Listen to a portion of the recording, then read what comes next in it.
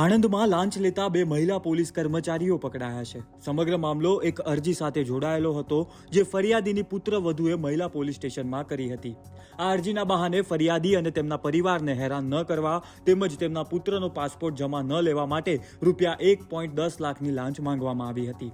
મહિલા એએસઆઈ ગીતાબેન ડોડાએ આ રકમની માંગણી કરી હતી, જ્યારે કેસની તપાસ મહિલા હેડ કોન્સ્ટેબલ પુષ્પાબેન ગરાસિયા સંભાળી રહ્યા હતા. જો કે ફરિયાદીએ લાંચ આપવાને બદલે હિંમત બતાવી અને એસીબીનો સંપર્ક કર્યો. ફરિયાદીના આધારે એસીબીએ આણંદ રેલવે સ્ટેશન નજીક છટકું ગોઠવ્યું અને નક્કી કરેલી યોજના મુજબ જ્યારે ફરિયાદીએ લાંચની રકમ આપી ત્યારે ગીતાબેન ડોડા રૂપિયા 1 લાખ સ્વીકારતા જ એસીબીની ટીમે તેમને રંગે હાથ ઝડપી લીધા. તપાસ દરમિયાન પુષ્પાબેન ગરસિયાની પણ સંડોવણી સામે આવતા તેમને પણ કસ્ટડીમાં લેવામાં આવ્યા અને એસીબીએ આરોપી વિરુદ્ધ કાયદેસરની કાર્યવાહી હાથ ધરી છે.